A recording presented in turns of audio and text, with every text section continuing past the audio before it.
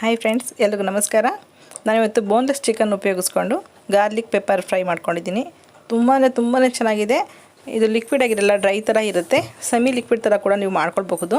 ಮಾಡ್ತಾ ಯಾವ ರೀತಿ ಮಾಡೋದಂತ ಹೇಳ್ತೀನಿ. ತುಂಬ ಟೇಸ್ಟಿಯಾಗಿರುತ್ತೆ, ಡಿಫ್ರೆಂಟ್ ಆಗಿರುತ್ತೆ. ಟೇಸ್ಟ್ ಕೂಡ ತಿನ್ನೋದಕ್ಕೆ ಕೂಡ ತುಂಬ ಮಜವಾಗಿರುತ್ತೆ. ಬೋನ್ಲೆಸ್ ಆಗಿರೋದ್ರಿಂದ ತುಂಬಾ ಟೇಸ್ಟಿಯಾಗಿರುತ್ತೆ. ಮಾಡೋದು ಹೇಗೆ, ಏನೇನು ಬೇಕು ಅಂತ ನೋಡೋಣ. ನಾನು ಯುಗಾದಿ ಹಬ್ಬಕ್ಕೆ ಅಂತ ಚಿಕನ್ ತಂದಿದ್ವಲ್ಲ, ಅದರಲ್ಲೇ ಒಂದು 300 ಗ್ರಾಮ್ನಷ್ಟು ಬೋನ್ಲೆಸ್ ಚಿಕನ್ನ ಸಪ್ರೇಟಾಗಿ ಎತ್ತಿಟ್ಕೊಂಡಿದ್ದೀನಿ. ಬೋನ್ಲೆಸ್ ಚಿಕನ್ನ ಸ್ವಲ್ಪ ಸಣ್ಣದಾಗಿ ಕಟ್ ಮಾಡಿ ಚೆನ್ನಾಗಿ ತೊಳೆದು ಇಟ್ಕೊಂಡಿದ್ದೀನಿ. ನಾನಿಲ್ಲಿ ಮೆಣಸಿನ ಪುಡಿ ಹಾಕ್ಕೊಳ್ತಿದ್ದೀನಿ. ಮೊದಲಿಗೆ ಪೆಪ್ಪರ್ ಫ್ರೈ ಆಗಿರೋದ್ರಿಂದ ಪೆಪ್ಪರ್ನ ಜಾಸ್ತಿ ಪ್ರಮಾಣದಲ್ಲಿ ಉಪಯೋಗಿಸ್ಕೊಳ್ತಾ ಇದ್ದೀನಿ. ಹಾಗೆ ಶುಂಠಿ ಬೆಳ್ಳುಳ್ಳಿ ಪೇಸ್ಟು 1 ಸ್ಪೂನಷ್ಟು, ಕಾರ್ನ್ಫ್ಲೋರು 1-2 ಸ್ಪೂನಷ್ಟು ಹಾಕ್ಕೊಳ್ತಿದ್ದೀನಿ. ನೀರು ಬಿಟ್ಕೊಳ್ಳಲ್ಲ, ಬೈಂಡಿಂಗ್ ಚೆನ್ನಾಗಿರುತ್ತೆ. ಕಾರ್ನ್ಫ್ಲೋರ್ ಇಲ್ಲ ಅಂದರೆ ನೀವು ಮೈದಾ ಹಿಟ್ಟು ಕೂಡ ಉಪಯೋಗಿಸ್ಕೊಳ್ಬಹುದು. ಮತ್ತು ರುಚಿಗೆ ತಕ್ಕಷ್ಟು ಉಪ್ಪನ್ನ ಹಾಕ್ಕೊಳ್ಳೋಣ. ಹಾಕ್ಕೊಂಡು ಚೆನ್ನಾಗಿ ಮಿಕ್ಸ್ ಮಾಡಿ ಒಂದು ಅರ್ಧ ಗಂಟೆನಾದ್ರೂ ಇದನ್ನು ನೆನೆದಕ್ಕೆ ಬಿಡಬೇಕಾಗುತ್ತೆ. ಅಥವಾ ಟೈಮ್ ಇದ್ದರೆ ಕಲಸಿ ನೀವು ಫ್ರಿಜ್ನಲ್ಲಿ ಇಟ್ಕೊಂಡು ಯಾವಾಗ ಬೇಕೋ ಅವಾಗ ಕೂಡ ಮಾಡ್ಕೊಳ್ಬಹುದು. ಇದು ನೆಂದಷ್ಟು ರುಚಿ ಜಾಸ್ತಿ.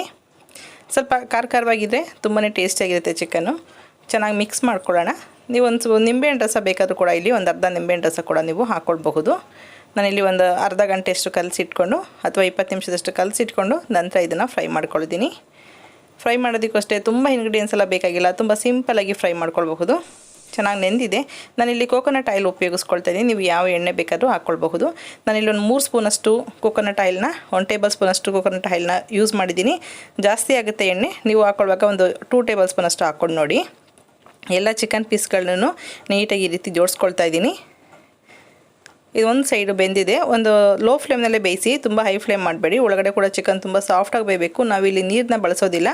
ನಮಗೆ ಇದರಲ್ಲೇ ನೀಟಾಗಿ ಬೇಯಬೇಕದು ಎಣ್ಣೆನಲ್ಲೇ. ಹಾಗಾಗಿ ಇದು ಕೂಡ ನೀರು ಬಿಟ್ಕೊಳ್ಳೋದ್ರಿಂದ ಎಣ್ಣೆ ಸ್ವಲ್ಪ ಕಡಿಮೆನೇ ಬಳಸ್ಕೊಳ್ಳಿ. ನೀಟಾಗಿ ಎರಡೂ ಸೈಡು ಫ್ರೈ ಮಾಡ್ಕೋಬೇಕಾಗುತ್ತೆ. ಒಂದು ಸೈಡ್ ಫ್ರೈ ಆದ ನಂತರ ಇನ್ನೊಂದು ಸೈಡ್ ಫ್ರೈ ಮಾಡ್ಕೊಳ್ಳೋಣ. ಅದು ಫ್ರೈ ಆಗೋಷ್ಟರಲ್ಲಿ ಶುಂಠಿ, ಬೆಳ್ಳುಳ್ಳಿ, ಹಸಿಮೆಣಸಿನ್ಕಾಯಿನ ಆದಷ್ಟು ಫ್ರೆಶ್ ಆಗೇನೆ ಪೇಸ್ಟ್ ಮಾಡಿ ಹಾಕ್ಕೊಳ್ಳಿ. ನಾನಿಲ್ಲಿ ಶುಂಠಿನ ತುರಿದಿಟ್ಕೊಳ್ತಿದ್ದೀನಿ, ಬೆಳ್ಳುಳ್ಳಿನ ಸಣ್ಣದಾಗಿ ಜಜ್ಜಿಟ್ಕೊಂಡಿದ್ದೀನಿ. ಹಾಗೆ ಹಸಿಮೆಣಸಿನ್ಕಾಯಿ ಕೂಡ ಸಣ್ಣದಾಗಿ ಹೆಚ್ಚಿಟ್ಕೊಂಡಿದ್ದೀನಿ. ಮೆಣಸಿನ ಪುಡಿ ಕೂಡ ಮತ್ತೆ ಬಳಸ್ತೀವಿ. ಹಸಿಮೆಣಸಿನ್ಕಾಯಿ ಖಾರ ಕೂಡ ತುಂಬಾ ಟೇಸ್ಟ್ ಚೆನ್ನಾಗಿ ಮಿಕ್ಸ್ ಆಗುತ್ತೆ. ಈಗ ಚೆನ್ನಾಗಿ ಮಿಕ್ಸ್ ಆಗಿದೆ. ಎರಡೂ ಕಡೆ ಚೆನ್ನಾಗಿ ಫ್ರೈ ಆಗಿದೆ. ಸಾಫ್ಟಾಗಿದೆಯಾ ಚಿಕನ್ ಚೆಕ್ ಮಾಡಿ. ಇದನ್ನು ಹೀಗೆ ತಿನ್ನಬಹುದು, ಏನೂ ಬೇಕಂತಿಲ್ಲ. ಮತ್ತು ಎಕ್ಸ್ಟ್ರಾ ಏನು ಹಾಕೋ ಅವಶ್ಯಕತೆ ಇಲ್ಲ. ಅಷ್ಟು ರುಚಿಯಾಗಿದೆ. ಚಿಕನ್ ಪೀಸೆಲ್ಲ ತೆಗೆದಿಟ್ಕೊಂಡ್ಮೇಲೆ ಎಣ್ಣೆ ಜಾಸ್ತಿ ಇರೋದನ್ನು ಸ್ವಲ್ಪ ತೆಗೆದಿಟ್ಕೊಳ್ತಿದ್ದೀನಿ. ನಾನು ಆವಾಗಲೇ ಹೇಳ್ದಂಗೆ ನೀವು 2 ಟೇಬಲ್ ಸ್ಪೂನಷ್ಟು ಎಣ್ಣೆ ಹಾಕ್ಕೊಂಡ್ರೆ ಸಾಕಾಗುತ್ತೆ. ಅಥವಾ ನೀವು ಫ್ರೈ ಮಾಡಿದ ನಂತರ ಎಣ್ಣೆ ಏನಾದರೂ ಜಾಸ್ತಿ ಇದೆ ಅನ್ಸಿದ್ರು ಕೂಡ ಎಣ್ಣೆನ ನೀವು ತೆಗೆದಿಟ್ಕೊಂಡು ಮತ್ತೆ ಚಿಕನ್ ಸಾಂಬಾರು ಮಾಡಿದಾಗ ಕೂಡ ಉಪಯೋಗಿಸ್ಕೊಳ್ಬೋದು. ಅಥವಾ ದೋಸೆ ಅಥವಾ ಚಪಾತಿ ಮಾಡುವಾಗ ಕೂಡ ನೀವು ಅದನ್ನು ಉಪಯೋಗಿಸ್ಕೊಳ್ಬೋದು. ನಾನಿಲ್ಲಿ ಅದೇ ಮಿಕ್ಕಿರೋಂಥ ಎಣ್ಣೆಗೆ 1 ಸ್ಪೂನಷ್ಟು ಬೆಣ್ಣೆ ಹಾಕ್ಕೊಂಡಿದ್ದೀನಿ. ಬೆಣ್ಣೆ ಹಾಕ್ಕೊಂಡ ನಂತರ ನಾವು ಬೆಳ್ಳುಳ್ಳಿ 1 ಗೆಡ್ಡೆಯಷ್ಟು ಚೆನ್ನಾಗಿ ಜಜ್ಜಿಟ್ಕೊಂಡು, 2 ಗೆಡ್ಡೆ ಬೆಳ್ಳುಳ್ಳಿ ಉಪಯೋಗಿಸಿರೋದಿಲ್ಲ ನಾನು. ಗಾರ್ಲಿಕ್ ಚಿಕನ್ ಆಗಿರೋದ್ರಿಂದ ಸಣ್ಣದಾಗಿ ಜಜ್ಜಿಟ್ಕೊಂಡಿದ್ದೀನಿ. ಪೇಸ್ಟ್ಗಿಂತ ಈ ಥರ ಜಜ್ಜಿದ್ರೆ ತುಂಬಾ ಟೇಸ್ಟ್ ಚೆನ್ನಾಗಿರುತ್ತೆ. ಹಾಗೆ ಹಸಿಮೆಣಸಿನ್ಕಾಯಿ, ಶುಂಠಿ ಎಲ್ಲನೂ ಚೆನ್ನಾಗಿ ಫ್ರೈ ಮಾಡ್ಕೊಂಡಿದ್ದೀನಿ. ಅಷ್ಟರಲ್ಲಿ ಕಾರ್ನ್ಫ್ಲೋರ್ 1 ಸ್ಪೂನಷ್ಟು ತೊಗೊಂಡು ಸ್ವಲ್ಪ ಇದನ್ನು ನೀರಿನಲ್ಲಿ ಮಿಕ್ಸ್ ಮಾಡ್ಕೊಳ್ತೀನಿ. ಚೆನ್ನಾಗಿ ಗಂಟಿಲ್ಲದ ರೀತಿಯಲ್ಲಿ ಕಲಸಿಟ್ಕೊಳ್ಳಿ. ಸ್ವಲ್ಪ ಶುಂಠಿ ಮತ್ತು ಬೆಳ್ಳುಳ್ಳಿ ಎಲ್ಲ ಚೆನ್ನಾಗಿ ಫ್ರೈ ಆಗಬೇಕು. ಅದಕ್ಕೆ ನಾನು 1-2 ಕಡ್ಡಿಯಷ್ಟು ಕರಿಬೇವಿನ ಸೊಪ್ಪು ಹಾಕ್ಕೊಳ್ತಿದ್ದೀನಿ. ಬೆಣ್ಣೆಯಲ್ಲಿ ಕರಿಬೇವಿನ ಸೊಪ್ಪು ಫ್ರೈ ಮಾಡಿದ್ರೆ ತುಂಬಾ ಒಳ್ಳೆ ಅರೋಮ ಇರುತ್ತೆ, ಚೆನ್ನಾಗಿರುತ್ತೆ ಟೇಸ್ಟು ಕೂಡ. ಅಥವಾ ಚಿಕನ್ ಫ್ರೈ ಮಾಡುವಾಗ ಕೂಡ ನೀವು ಕರಿಬೇವಿನ ಸೊಪ್ಪನ್ನ ಹಾಕ್ಕೊಳ್ಬಹುದು. ಈಗ ಇದಕ್ಕೆ ಮತ್ತೆ 1 ಸ್ಪೂನಷ್ಟು ಮೆಣಸಿನ ಪುಡಿ ಉಪಯೋಗಿಸ್ಕೊಳ್ತಿದ್ದೀನಿ. ನೀವಿಲ್ಲಿ ಈರುಳ್ಳಿ ಪೈರಿದ್ದರೆ ಅದನ್ನು ಕೂಡ ಹಾಕ್ಕೊಳ್ಳಿ. ಈರುಳ್ಳಿ ಪೈರು ನನಗೆ ಸಿಗಲಿಲ್ಲ, ಹಾಗಾಗಿ ಅದನ್ನು ಉಪಯೋಗಿಸ್ತಿಲ್ಲ. 1 ಸ್ಪೂನಷ್ಟು ವೆನಿಗರ್ ಉಪಯೋಗಿಸ್ಕೊಂಡಿದ್ದೀನಿ. ಅಥವಾ ನಿಂಬೆಹಣ್ಣು ರಸ ಕೂಡ ನೀವು ಕೊನೆಯಲ್ಲಿ ಹಾಕ್ಕೊಳ್ಬಹುದು. ನಂತರ ಸೋಯಾ ಸಾಸ್ ಉಪಯೋಗಿಸ್ಕೊಳ್ಳೋಣ. ಸೋಯಾ ಸಾಸ್ ಕೂಡ ಮನೆಯಲ್ಲೇ ಮಾಡಿರೋಂಥದ್ದು. ಒಂದು ಡಾರ್ಕ್ ಸೋಯಾ ಆದರೆ ಒಂದು ಅರ್ಧ ಸ್ಪೂನಷ್ಟು ಹಾಕ್ಕೊಳ್ಳಿ ಸಾಕು. ಸೋಯಾ ಸಾಸ್ ಎಲ್ಲ ಹಾಕಿದ ನಂತರ ಕಾರ್ನ್ಫ್ಲೋರ್ನ ಸ್ವಲ್ಪ ನೀರಲ್ಲಿ ಮಿಕ್ಸ್ ಮಾಡಿದ್ವಲ್ಲ, 1 ಸ್ಪೂನಷ್ಟು ಕಾರ್ನ್ಫ್ಲೋರ್ನ ಅದನ್ನು ಹಾಕ್ಕೊಳ್ಳೋಣ. ಜಸ್ಟ್ ಮಿಕ್ಸ್ ಆದ ನಂತರ ನಾನಿಲ್ಲಿ ಉಪ್ಪನ್ನ ಮತ್ತೆ ಬಳಸ್ತಾ ಇಲ್ಲ. ಚಿಕನ್ಗೆ ಉಪ್ಪು ಹಾಕಿದ್ದೀವಿ, ಸೋಯಾ ಸಾಸಲ್ಲಿ ಕೂಡ ಉಪ್ಪಿರುತ್ತೆ. ಹಾಗಾಗಿ ನೋಡ್ಕೊಂಡು ನೀವು ಉಪ್ಪನ್ನ ಮತ್ತೆ ಅಥವಾ ಖಾರನ ಬೇಕಾದ್ರೆ ಹಾಕ್ಕೊಳ್ಬೋದು. ನಾವು ಎಣ್ಣೆನಲ್ಲಿ ಫ್ರೈ ಮಾಡಿದ್ವಲ್ಲ, ಆ ಚಿಕನ್ ಪೀಸ್ನೆಲ್ಲ ಹಾಕ್ಕೊಂಡು ಚೆನ್ನಾಗಿ ಒಂದು 2 ನಿಮಿಷ ಲೋ ಫ್ಲೇಮ್ನಲ್ಲಿ ಫ್ರೈ ಮಾಡಿ.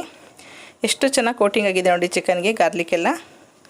ತುಂಬ ಟೇಸ್ಟಿಯಾಗಿರುತ್ತೆ. ಹೀಗೆ ತಿನ್ನೋದಕ್ಕೆ ತುಂಬಾ ಟೇಸ್ಟಿ ಇರುತ್ತೆ. ಇದನ್ನು ಅಥವಾ ಬಿರಿಯಾನಿ ಜೊತೆಗೆ ಅಥವಾ ಸೈಡ್ ಡಿಶ್ ಆಗಿ ಕೂಡ ಉಪಯೋಗಿಸ್ಕೊಳ್ಬೋದು. ಅಥವಾ ಇದನ್ನು ಇನ್ನೂ ತೆಳುವಾಗಿ ಮಾಡ್ಕೊಂಡು ನಾವು ಚಪಾತಿ ರೋಲ್ ಕೂಡ ಮಾಡಬಹುದು. ತುಂಬಾ ಚೆನ್ನಾಗಿರುತ್ತೆ.